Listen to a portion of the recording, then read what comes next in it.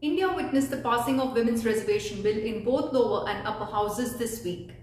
The Reservation Bill, which has now been renamed as Nari Shakti Vandan Adhiniyam Bill, was passed by the Lok Sabha on Wednesday with the support of 454 MPs, where only 2 MPs from AIMIM party voted against it.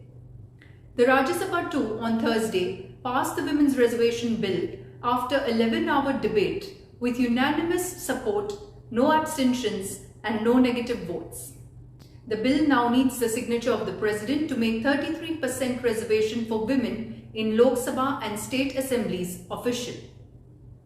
What is this Women's Reservation Bill all about?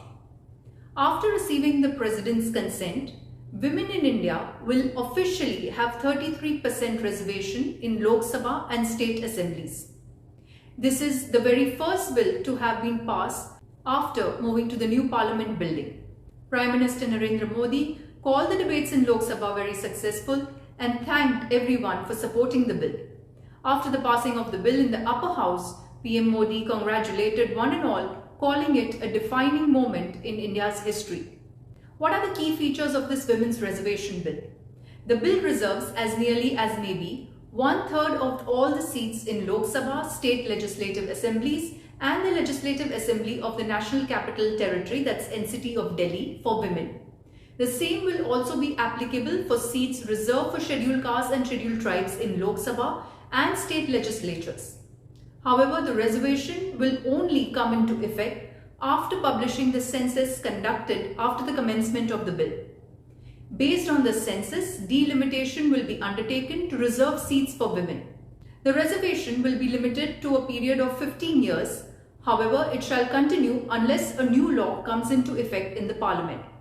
Seats reserved for women will be rotated after each delimitation as determined by a law made in the Parliament. Let us also understand what is this delimitation exercise. Once the Parliament will enact a Delimitation Act, the Centre will constitute a Delimitation Commission.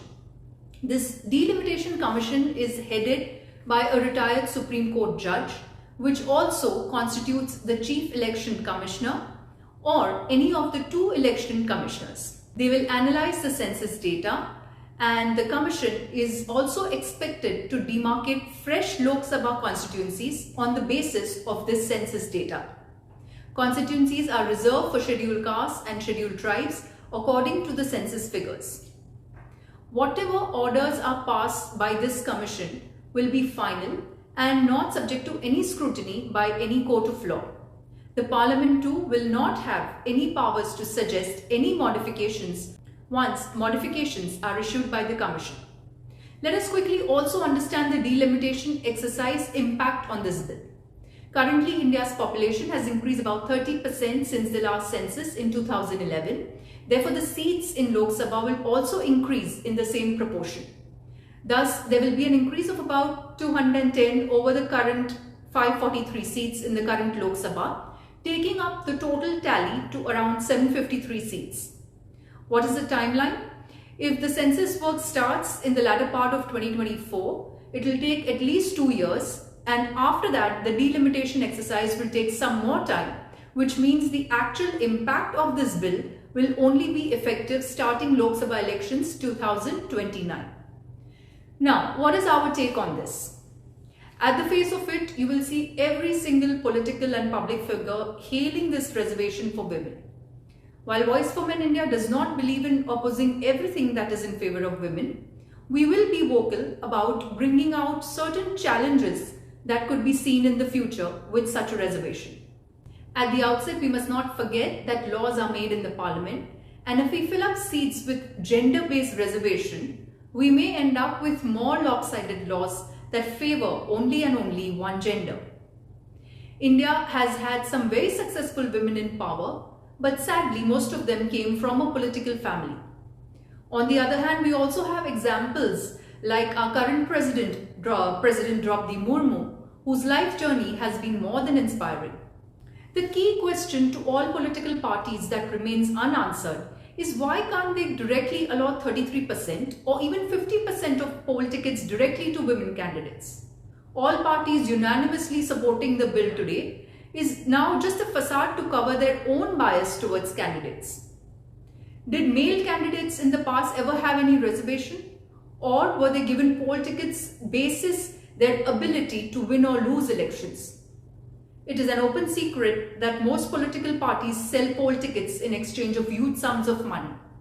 This could translate to only those women candidates getting poll tickets who either hail from a political dynasty or who are able to splurge money to buy a ticket. Another important point that we wish to raise or question is about the acumen of such a candidate sent to the parliament on the basis of reservation. To conclude, women should be empowered with education and skill set. If they are educated enough, they do not need reservation. If they are not well educated, pushing such candidates in the parliament through reservation will only add to the long list of all other uneducated parliamentarians occupying seats either through muscle or money. If you wish to read more opinions, more social media debates on this, we have added the same to the article in the link below.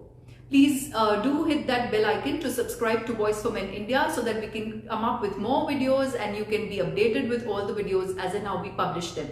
You can also follow us on our social media handles, that is X, formerly known as Twitter, and Instagram at @voiceformenin. That's it from me as of now. Thank you very much for watching. Namaste. Jai Hind.